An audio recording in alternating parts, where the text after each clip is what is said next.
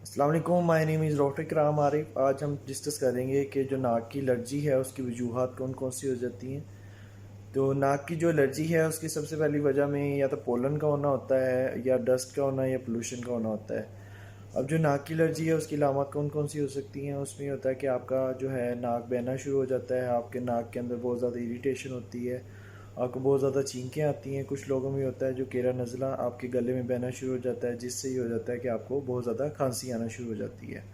اب اس کے علاج میں سب سے پہلے ہم دیکھ لیتے ہیں کہ جو اس سے اوائڈ کرنے کا طریقہ یہ ہوتا ہے کہ آپ ماسک وغیرہ استعمال کریں اور اینٹی الرجک میڈیکیشن یوز کی جاتی ہیں۔ اور دوسرے نمبر پہ ہو جاتا ہے کہ آپ ناک کا جو ہوتا ہے اسپرے ہوتا ہے زینوسین، یا ڈفرینٹ قسم کے اسپرے ہیں اسٹیرائڈس کا اور اینٹی الرجک جو مکس ہوتا ہے وہ آپ کر سکتے ہیں، یوز کر سکتے ہیں۔